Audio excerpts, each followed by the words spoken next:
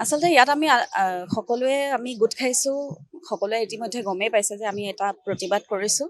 এই যি ঘটনা ঘটিলে আমাৰ ছাৰৰ লগত, সকলোৰে মৰমৰ এগৰাকী জ্যেষ্ঠ সংগীত শিল্পী, লগতে আমাৰ গুৰু। গতিকে আমি গৰিহণা দিছোঁ এই যি দুৰ্ঘটনা হ'ল ছাৰৰ লগত, আৰু আমি দাবী কৰিছোঁ তেখেতে ক্ষমা খুজিব লাগিব। ইয়াত কোনো বেলেগ ধৰণৰ কথা নাহে, কাৰণ সকলো মানুহে ইতিমধ্যে গমেই পাইছে যে এইটো কিমান এটা লজ্জাজনক এটা কাণ্ড হ'ল। আৰু আটাইতকৈ দুখৰ কথা যে এতিয়ালৈকে তেওঁলোকে অনুশোচনা কৰা নাই, সেইটো আটাইতকৈ দুখৰ বিষয় আৰু এইটো লাজৰ কথা। আচলতে আজি আমি একত্ৰিত হ'ব লগা হৈছে সেই বিষয়ৰ কাৰণে, যে আমি আমাৰ ছাৰৰ যি অপমান হৈছে তাক আমি সহজে যাবলৈ নিদিওঁ। সেইখিনিৰ কাৰণে আমি সকলো কলা কৌশলী যিসকল আছোঁ FFৰ ফালৰ পৰা আমি সকলো ইয়াত গোট খাইছোঁহি। নহয়, কথাটো হৈছে এতিয়া মঞ্চ এখন এনেকুৱা পবিত্ৰ জেগা য'ত এজন শিল্পীক আমন্ত্ৰণ কৰি সা সন্মানেৰে মঞ্চত উঠোৱা হয়। যদি তেওঁলোকৰ কিবা অভিযোগো থাকে তেতিয়া মঞ্চত কিন্তু সেই ব্যৱহাৰৰ পৰিচয় তেওঁলোকেহে দিয়ে। তেওঁলোকে কি বাৰ্তা পঠাইছে বাহিৰলৈ সেইটো তেওঁলোকৰ পৰিচয়হে দিয়ে, আচলতে তেওঁলোকৰ ব্যৱহাৰেহে পৰিচয় দিয়ে। গতিকে সেই কথাখিনি আয়োজকসকলৰ লগতে উপস্থিত ৰাইজৰ আৰু আমাৰ সকলোৰে দায়িত্ব। এখন মঞ্চই আজি অকল অসমৰ ভিতৰতে নহয়, সমগ্ৰ বিশ্বতে দেখুৱাই যে অসমত কি হৈ আছে। গতিকে সেইখিনি কথা সকলোৱে গুৰুত্ব দিব লাগিব। আৰু দ্বিতীয় কথা হৈছে কি, ছাৰৰ লগত এইটো ঘটনা হ'ল, এই বিহু যিখন ঐতিহ্যমণ্ডিত এখন বিহু মঞ্চ, তেওঁলোকৰ মাজৰ এজনে কৰাৰ কাৰণে আজি সেই মঞ্চখনৰ বদনাম হৈছে। দ্বিতীয় কথা, এনেকুৱা ধৰণৰ ঘটনা অকল ছাৰৰ লগত নহয়, আগতেও হৈছে।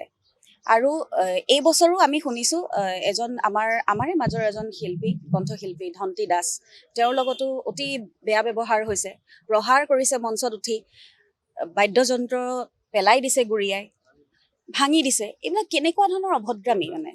আৰু এটা আচলতে কি হৈছে, কথাটো এনেকুৱা ধৰণৰ যে আমাৰ মাজত একতা নথকা নহয়। একতা নথকা হ'লে আমি আজি ইয়াত গোট নাখাওঁ।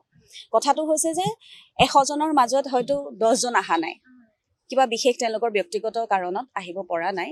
একতা নথকা নহয়, আমি সময়ত সকলোৱে থিয় দিওঁ, ইজনৰ সিজনৰ লগত আছোঁ। দুই এজনৰ মত নিমিলিলে আমাৰ মাজত একতা নথকাটো নুবুজায়, সেইটো একদম ভুল কথা। আৰু দ্বিতীয় কথা হ'ল, আচলতে আমি ভাবোঁ যে ইমান এটা যেতিয়া এনেকুৱা ধৰণৰ পৰিস্থিতি হয়, গতিকে আচলতে আমাকো মানে শিল্পীসকলৰ কাৰণে, কণ্ঠশিল্পীসকলৰ কাৰণে বা বাদ্যযন্ত্ৰী হওক, নৃত্যশিল্পী হওক, অভিনয় জগতৰ ক্ষেত্ৰত যিসকল আছে, সকলোৰে কাৰণে কিছুমান বিশেষ নিয়ম নীতি লৈ পেলাই কিছুমান আচলতে আমি তেনেকুৱা ধৰণৰ কৰিব লাগে। আচলতে আগত যিসকল থাকে তেওঁলোকক অকণমান তেনেকুৱা ধৰণৰ ব্যৱহাৰ বা তেনেকুৱা ধৰণৰ আচৰণ কিছুমান কৰা হয়, আগত যিসকল থাকে। গতিকে সেইটো হয়তো কেতিয়াবা দেখা যায় যে আমি কেতিয়াবা ছফ্ট টাৰ্গেট হওঁ। আৰু যিটো আপুনি সুধিছে শিল্পী সুৰক্ষাৰ কাৰণে, আমি ভাবিছোঁ কৰিব পাৰিলেতো খুবেই ভাল কথা আৰু সকলোৰে কাৰণে ভাল হ'ব। যেতিয়ালৈকে তেওঁলোকে ক্ষমা নোখোজে আমি বয়কট কৰিম। মই মোৰ নিজৰ মন্তব্যৰ কথা কৈছোঁ, আৰু মানস দাই ইতিমধ্যে এখন মঞ্চত কৈছেই, আৰু ময়ো কৈছোঁ, য'ত গুৰুৰ অপমান হৈছে তাত মই গান কেতিয়াও নাগাওঁ। প্ৰথম কথা হৈছে, দিগন্ত বিষয়ে সকলোৱে জানে। দিগন্ত ভাৰতী যিটো এটা পুৰণা, তেওঁলোকৰ মই বহুত দিন এটা সম্পৰ্ক, যিটো হিয়া দিয়া নিয়াৰ পৰা আৰম্ভ কৰি আমি বহুত কেইখন ছবি, আমি জুবিন, মই, দিগন্তৰ একেলগে বহুত কেইটাত কাম কৰিছোঁ। অৰ্থাৎ এজন টেলেণ্টেড এজন সংগীত শিল্পী। আৰু প্ৰথম কথা হৈছে ষ্টেজ সম্পৰ্কে, মঞ্চ আমাৰ নৰ্মেল যিটো মন্দিৰ বা নামঘৰক আমি শ্ৰদ্ধা কৰোঁ, তেনেকৈ কণ্ঠশিল্পী, সংগীতৰ লগত জড়িত শিল্পী, কলাসকলে মঞ্চটোক মন্দিৰ হিচাপে গণ্য কৰে। সেইকাৰণে দিগন্তক শিকাব নালাগে যে মন্দিৰ ষ্টেজত কেনেকুৱা ধৰণৰ পোছাক পিন্ধি উঠিব লাগে। এইটো খুব এটা খুব বেয়া হৈছে, আৰু মই ভাবোঁ এইটো হ'ব নালাগে, ইমানতে শেষ হ'ব লাগে। অকল দিগন্ত বুলিয়েই নহয়, ইয়াৰ আগতো বহুত কেইজন শিল্পীক তেনেকুৱা ধৰণৰ অপমান কৰা হৈছে, আৰু ইয়াতে বন্ধ কৰা শিল্পী সমাজে প্ৰতিবাদ জনাইছোঁ, আৰু বিহিত ব্যৱস্থা লৈছে শিল্পী সমাজে। আৰু মই অনুৰোধ কৰিম সকলো বিহু কমিটি, আপোনালোকে এই ধৰণৰ কি এটা কৰিলে সুকলমে যাতে অনুষ্ঠানটো অনুষ্ঠিত হ'ব পাৰে তাকে সিদ্ধান্ত লওক। আৰু যি হৈছে এইটো কিন্তু বেয়া হৈছে, ভৱিষ্যতে যাতে নাহে তাকে শিল্পী সমাজে সোঁৱৰাই দিছে। ডেফিনেটলি। আৰু এটা কথা ঠিক, আজি মই সেইটোৱে ক'লো ন, দিগন্তৰ ক্ষেত্ৰতে নহয়, আৰু আগৰ সময়খিনিত যথেষ্ট, আৰু মৌচুমৰ পৰা আৰম্ভ কৰি তেনেকুৱা আমি দেখি আহিছোঁ, বিহু সময়তে এনেকুৱা ধৰণৰ ঘটনা হয়। এনেকুৱা যাতে আৰু হ'ব নালাগে সেয়ে অনুৰোধ কৰিছোঁ। আৰু দিগন্তক সংগীতৰ ক্ষেত্ৰত আৰু যাতে ভাল ভাল কাম কৰিব পাৰে তাক সকলোৱে উৎসাহ দিয়ক আৰু ভৱিষ্যতে এইটো নহ'বৰ কাৰণে মই যতীন বৰাই সকলোকে অনুৰোধ কৰিছোঁ আৰু সকীয়াই দিছোঁ। ধন্যবাদ। আজি সিদ্ধান্তটো তেনেকুৱাই হ'ব লাগে একচুৱেলি। সেইটো কথা মই আগতেও এদিন কৈছিলোঁ যে আমাৰ মানুহখিনিৰ মাজত মিল থাকিলে আৰু দিগন্ত দাক যদি তেওঁলোকে সেই প্ৰগ্ৰেমখন ভৱিষ্যতে নকৰোঁ বুলি কয়, ক্ষমা নুখুজিলে, তেতিয়া দিগন্ত দা মনত ভাল পাব আৰু আমাৰ দিগন্ত দাৰ প্ৰতি যিটো মৰম সেইটো থাকিব। সেইটোৱে এতিয়া চবৰে নিজৰ নিজৰ ডিচিশ্যন। মই ভাবোঁ তেওঁলোকে ল'ব চাগৈ, যিহেতু আজি চব গোট খাইছে। তেওঁ ক্ষমা নোখোজালৈকে সেইখন বিহুত প্ৰগ্ৰেম নকৰোঁ বুলি ক'ব লাগে। নাই, একচুৱেলি এই বস্তুটো ৰিচেণ্টলি বেছি হৈছে। আজি তোমাৰ 10 বছৰমানৰ পৰা বেছি হৈছে।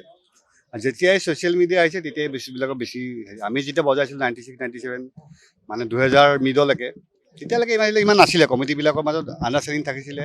আগতে এনেকুৱা হৈছিলে এডভান্স নোলোৱাকো আৰ্টিষ্ট প্ৰগ্ৰেম কৰিব গৈছিলে। এতিয়া বিশেষকৈ বেছি হৈছে আৰু সেইটো কমিব লাগিব। আৰু আমাৰ চব অসমীয়া মানুহ, কমিটিকেইখনো অসমীয়া, আমাৰ ছিংগাৰখিনিও অসমীয়া মাজত মিলি থাকিব লাগিব। আৰু সেইটো হ'লে ভৱিষ্যতলৈ অসমখন আৰু ভাল হ'ব। গতিকে সেইবিলাক বস্তু এতিয়া মিলি থাকিব লাগে। একচুৱেলি জুবলিৰ লগতো হৈছিলে, তেওঁলোকে কিবা এটা তেওঁলোকে নিয়ম কৰিব পাৰে, সেইটো ডাঙৰ কথা নহয়। কিন্তু পাৰ্টিকুলাৰ দিগন্ত দাক সেইদিনা গান গাবলৈ অহা নাছিলে, তেখেতক উঠাই দিয়া হৈছিলে। গতিকে সেইটো তেওঁৰ ক্ষেত্ৰত প্ৰযোজ্য হ'ব নালাগে। তেওঁলোকৰ নিয়ম হ'ব পাৰে, পিছদিনা নীল আকাশে গান ধুতি পিন্ধি গান গাইছে, তেনেকুৱা কথা। গতিকে তেওঁলোকৰ নিয়ম এটা বনাব পাৰে, নিয়ম থাকিব পাৰে, সেইটো ডাঙৰ কথা নহয়। কিন্তু সেই মানুহজনৰ লগত কৰিব নালাগিছিলে, দিগন্ত দাৰ লগত। দিগন্ত দাৰ সেই নিয়মত খাপ নাখায়েই। তেওঁৰ নিয়মৰ মানে অজুহাত লৈ পেলাই তেওঁ বেয়াকৈ কোৱাটো যুক্তিকৰ নহয়। আৰু মই ভাবোঁ গোটেইখিনি আজি যি ছিংগাৰ্ছ আহিছে তেওঁলোকে দিগন্ত দাক সন্মান জনায়। যেতিয়ালৈকে চানমাই বিহু কমিটিয়ে ক্ষমা নোখোজে, মানে পাৰ্টিকুলাৰ তেখেতে, তেতিয়া তেওঁলোকে প্ৰগ্ৰেম নকৰোঁ বুলি বজন কৰিলে বিহু কমিটিখন যোগাই নহয় একচুৱেলি। কাৰণ এজন মানুহৰ কাৰণে এখন কমিটিক আমি যোগাৰ কৰিব নোৱাৰোঁ। আৰু অৱশ্যে এতিয়া কমিটিখনে একগোট হ'ব লাগে। তেওঁলোকেও ৰিপাৰ্কেশ্যনবিলাক দেখি আছে, ডিচিশ্যন ল'ব লাগে। তেওঁলোকক তেওঁ ক'ব লাগে যে এটা চৰি ক'লেতো একো ডাঙৰ কথা নহয় না। দিগন্ত ইমান পুৰণা মানুহ, তেওঁক চৰি এটা কোৱাত কি ডাঙৰ কথা নহয়। সেইটো কৰিলে সকলো বস্তু শেষে হৈ যায় একচুৱেলি। সেইটোৱে আৰু জুবিন দাই হেল্ল' চাপা কৈছিলে। এতিয়া তেওঁলোকে কি ভাবিছে, এতিয়া জুবিন দাইতো তেখেতে কৈছে ক্ষমা খুজিব লাগিব, চবেই কৈছে একচুৱেলি, জুবিন দা বুলি নহয়। জুবিন দাইতো কয় তেনেকুৱা ধৰণৰ। তেওঁলোকে এতিয়া চানমাই কমিটিয়ে তেওঁলোকে এখন এটা ডিচিশ্যন লওক। তেওঁলোকৰ এখন মেম্বাৰৰ ভিতৰত মিটিং পাতি তেওঁলোকে ডিচিশ্যন লৈ পেলাই এটা ডিচিশ্যন আমাক চবকে দিয়ক, শিল্পীসকলকো দিয়ক। মই প্ৰথমে আপোনাক কওঁ, আপোনাক মই মোৰ ঘৰলৈ ভাত খাবলৈ মাতিলোঁ। আপুনি তবলাবাদকে হওক, গায়কে হওক বা অভিনয় হওক, আপোনাক ক'লোঁ যে ভাত পানী খোৱালোঁ ধুনীয়াকৈ, আপোনাক আলহী হিচাপে মাতিলোঁ। আলহী হিচাপে আপুনি আহিলে, তাৰপিছত ক'লোঁ যে আপুনি মোক বিহু এফাকি গাই শুনাওক। মোৰ মায়েহে আপোনাক গালি পাৰিলে, তই কিয় জাতীয় পোছাক নিপিন্ধাকৈ কৰিছ। আপুনি আলহী হয়, আপুনি কোনো ইয়াত অনুষ্ঠান পৰিৱেশন কৰিম বুলি অহা নাই নহয়। মই আপোনাক উঠাই লৈ গৈছোঁ, এজন বিশিষ্ট ব্যক্তিৰ সন্মুখত দেখিলোঁ, মোৰ মন গ'ল যে তেখেতক লৈ যাওঁ, এটা সন্মান প্ৰদান কৰোঁ। সেইটোহে হৈছিলে, আমি যি দেখি আহিছোঁ। আৰু সেইটোত তেখেতসকলৰ ঠিক আছে, তেখেতসকলে যদি জাতীয়তাবোধৰ ইমান চেতনা আছে, তেতিয়াহ'লে মঞ্চ বিহু পৰিত্যাগ কৰি পেলাই গছৰ তললৈ আহক, তেতিয়াতো কোনো প্ৰব্লেম নাই। তেওঁলোকে যদি মঞ্চলৈ তুলিছে, তেতিয়াহ'লে সেই জিন্স পিন্ধাটোৰ বিতৰ্ক কি? অৱশ্যে এতিয়া যিসকল আমাৰ গায়কে এতিয়া অনুষ্ঠান পৰিৱেশন কৰে, চাওকচোন তেওঁলোকে জাতীয় পোছাক পৰিধানেই কৰি আছে, তেওঁতো আলহীহে, আলহীজনৰ জোৰ জবস্তি। তেতিয়াহ'লে এটা কাম কৰিব লাগিব, এনেকুৱা হ'ব লাগিলে প্ৰত্যেক বিহু কমিটিয়ে ফটোৱা জাৰি কৰি দিয়ক যে অডিয়েঞ্চেও ধুতি পাঞ্জাবী মুগা মেখেলা পিন্ধিহে অনুষ্ঠান উপভোগ কৰিব পাৰিব লাগিব, নহ'লে আহিব নোৱাৰে আমাৰ মঞ্চলৈ। তেতিয়াহ'লে অ'কে। যদি সেইদিনাখন সেইটো কাহিনী আছিলে যে অডিয়েঞ্চেও বা দৰ্শকেও জাতীয় পোছাক পৰিধান কৰিহে উপভোগ কৰিব লাগিব, তেতিয়াহ'লে মই চানমাৰী কমিটিৰ লগত আছোঁ। মই ক'ম যে হয়, তেওঁলোকে ঠিকেই কৰিছিলে। সেইটো কৰিছিল নে? নাই কৰা। আৰু তেওঁলোকে যি মন্তব্য প্ৰদান কৰিছে সেইখিনি চালে সকলোৱে গম পায় যে চালে বেৰে কোবোৱা কিছুমান ভচহু কথা কৈ আছে। গতিকে মই এটাই কওঁ যে এই অযথা বিতৰ্কলৈ যোৱাতকৈ তেওঁলোকেও আমি একেলগেই সদায় থাকিম, এই বিহু কমিটি সদায় থাকিব, ইয়াত বিহু সদায় পাতিব, আমাৰ অনুষ্ঠান পৰিৱেশন হৈ থাকিব। গতিকে আহক, সকলোৱে মিলিজুলি এটা সঠিক সিদ্ধান্তলৈ আহক। কাৰণ কোনোবাই যদি ভুল কৰি পেলাই সেই ভুল কৰিছোঁ বুলি কয়, তেতিয়াহ'লে তেওঁ কেতিয়াও সৰু হৈ নাযায়, তেওঁ ভালহে হয়, সকলোৰে চকুত ভাল এজন মানুহ হিচাপেহে পৰিগণিত হয়। গতিকে মই আশা কৰিছোঁ, আৰু তাৰ মাজতে এইটোৱে কৈছোঁ যে যিটো হাৰত এইবোৰ মাদক দ্ৰব্য হৈছে, তাৰ বহুত বিক্ষিপ্ত ঘটনা দেখা পোৱা যায় যে এনেকুৱা অনুষ্ঠানত মাদক দ্ৰব্য সেৱন কৰি বৰ অসভ্যালি কৰা হয়। গতিকে এনেকুৱা ধৰণৰ অনুষ্ঠানত যদি এনেকুৱা ধৰণৰ জাতীয় পোছাকক লৈ বিতৰ্ক হৈছে, তেতিয়াহ'লে সেই কমিটিখিনি এটাই কওঁ যে আপোনালোকে মলধাৰ পৰিহাৰ কৰক ষ্টেজৰ ওপৰত উঠোঁতে। প্ৰত্যেকজন মানুহ বেয়া নহয় কিন্তু দেই, সেইদিনাখনো কৈছে যে প্ৰত্যেকজন মানুহ নহয়, বিশিষ্ট 3জন ব্যক্তিহে এনেকুৱা ধৰণৰ ঘটনা কৰিছে। গতিকে আশা কৰিছোঁ তেওঁলোকে সঠিক সিদ্ধান্তলৈ আহক। কাৰণ কমিটিখনত 3জনেই নহয়, কমিটিখনত বহুতখিনি মানুহ আছে, গোটেইখিনিয়ে মিলিজুলি এটা সঠিক সিদ্ধান্ত লওক। আৰু মই আকৌ ক'লোঁ, ক্ষমা বিচাৰিলে বা ভুল কৰাটো স্বীকাৰ কৰিলে কোনো সৰু হৈ নাযায়। হয়, আমি আচলতে একত্ৰিত হৈছোঁ, আমাৰ অগ্ৰজসকলো আছে। কথাটো হ'ল দিগন্ত ভাৰতী আমাৰ কাৰণে কেতিয়াও গ্ৰহণযোগ্য নহয়। তাৰ বাবে যি ব্যৱস্থা ল'ব লাগে আমাৰ অলৰেডি কথা হৈ আছে যে আমি চানমাৰী বিহু কমিটিক আমাৰ যিসকল কণ্ঠশিল্পী আছে তেওঁলোকে হয়তো কেতিয়াও গীত কৰিবলৈ নাযায় ভৱিষ্যতে। আৰু আমি আমাৰ ফালৰ পৰা দাবী জনাইছোঁ যাতে সমিতিৰ যিসকল সদস্যই ছাৰক অপমান কৰিছে তেওঁ অতি শীঘ্ৰে যাতে ক্ষমা খোজে।